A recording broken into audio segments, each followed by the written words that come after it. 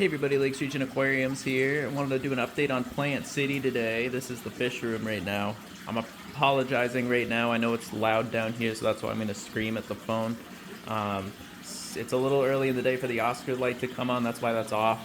Meg's doing good. She's ready for a water change, and so is Plantcity. But Plantcity, I want to talk about the whole move and how we got it over here. Now, if I could go back in time and change things, I totally would. I was a complete buffoon when I moved this tank. I was, kind of rushing. I wanted to get it done, so I moved it in the worst way possible. I could have just spent the time, or I should have just spent the time and fished out every single fish. But in an aquarium like this, when everything's so densely planted, you can see why I would avoid doing so. I mean, it would take all day to get all these fish out of here. There was roughly about maybe 45 to 50 fish, I want to say. And I did end up losing a good amount of fish, unfortunately, during the move, which I'm really upset about. It happened, though, and I can only blame myself. That's a part of the hobby. We learn these lessons the hard way, usually, and I learned my lesson for sure. But, yeah, what we ended up doing was we drained the tank down, and since it's a lighter tank or a smaller tank, it's only a 55-gallon, I was able to drain it down a good amount, had my awesome buddies come over and help me move it, and we did end up leaving the fish in there. Now, unfortunately, when we moved these big tanks, the weather was still pretty warm up here, and it was totally fine. The temperatures didn't go down at all when we moved Meg in the buckets of water that they were in, so the temperature didn't really get to them. Now, however, when we did this tank, we were crunched on time, and we had to do it, and unfortunately, it was pretty cold outside, and when the water was down about this high, didn't take that long, and it's a smaller aquarium. It's only about a foot wide, so there wasn't that much water in there, so that temperature was able to drop significantly over a relatively short trip with them in the back of my truck, and that was pretty bad. Now, when we did move the tank, we did take out, all the driftwood, all the rocks and everything. It's always really shady doing it with, your substrate still in the aquarium, which with Meg's tank, if you remember in the video, we took everything out. So that tank was easier to move. It was still super, super heavy, but with this aquarium, it was a little easier. We kind of transported the whole tank onto a piece of wood. We kind of just we had a few people helping us, including my dad, so thanks, Dad. And we basically had a little piece of wood right here held by two people, and then we just kind of shimmied the tank onto that piece of wood. So thankfully in that type of action, what we did is, or how we did it is, that distributes the weight of the whole aquarium that's still super duper heavy onto the actual piece of wood. So in a way, if you think about it, it's not really leaving the stand, if you know what I mean. It's the weight is still being distributed on something. So that's how we were able to do that with no problems. I wouldn't have moved the tank if we didn't have the piece of wood, because obviously you might run into a breakout at the bottom or something like that.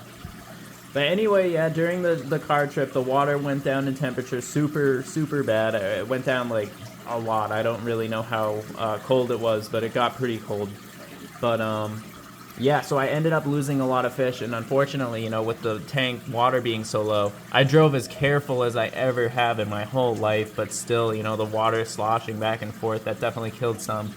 But what you're looking at is a good amount of fish did survive. Life goes on. We learn these things. I'll never ever move a tank like that again. I will take a whole day and fish every single fish out of the aquarium next time, no matter what. It's what I should have done, but I did not do. And so here we are, though. I mean, we're moving on. We're fixing the tank up. We're doing everything. The plants all are good. I got Val everywhere right now. Not even planted yet. That's my plant today. And then, all the plants really survived. I was really worried about my Crinum natans, these big guys right here. They're doing really well still. So, especially that guy. He's exploding. Not so much this time of year. They kind of slow down. I noticed they, from my history of owning this plant with this tank, those plants kind of grow more so in the summertime, the springtime. They'll have a bloom kind of deal. I'm running into an issue right now where I have a problem with my heaters, unfortunately. I have a 400 watt heater in here, and I have a 400 watt heater in the Oscar tank, and unfortunately the one in the Oscar tank went out, and he started getting really cold, and he was not happy, so I moved the 400 watt heater from Plantcity into that tank, And then that left me with the problem of having no heater in this tank. Well, I do have 2 heaters, don't get me wrong, actually. I have a heater in the corner, and then I have a heater within the Awase filter that's underneath.